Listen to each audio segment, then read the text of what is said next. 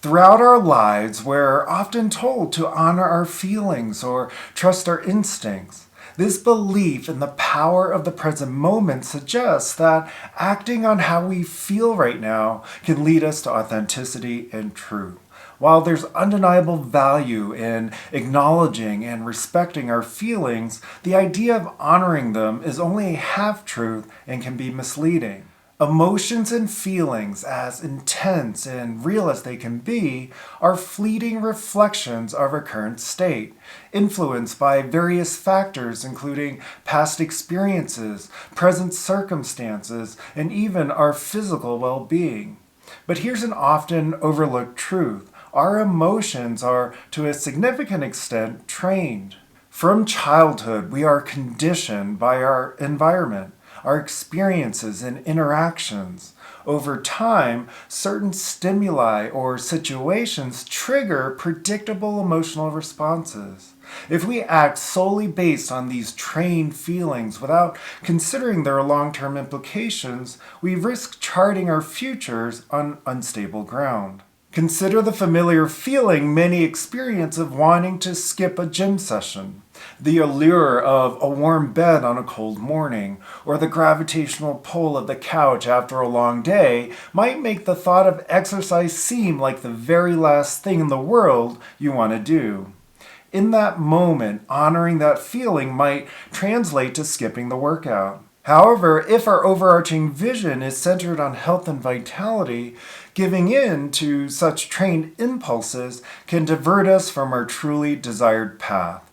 This highlights the distinction between merely honoring our feelings and letting them dominate our decisions.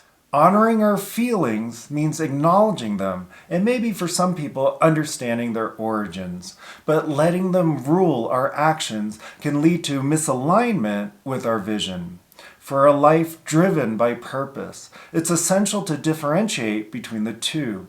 Sometimes to genuinely resonate with our vision, we need to retrain our emotional responses. This isn't about suppression or denial, but about recalibration. Again, using the gym as an example, by consistently associating exercise with the rewards of better health, improved mood, and enhanced energy, we can gradually retrain our emotional reactions. Over time, resistance or reluctance towards the gym might transform into anticipation or even a sense of purpose.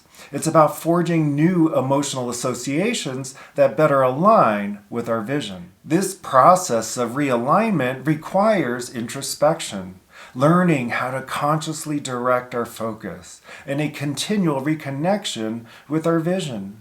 Every decision, every action is an opportunity to ask, is this congruent with where I envision myself?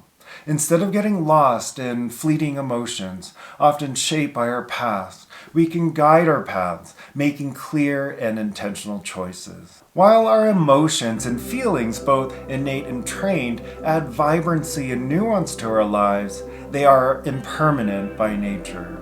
Constructing a life based solely on these fleeting and sometimes conditioned responses is similar to building your house on quicksand.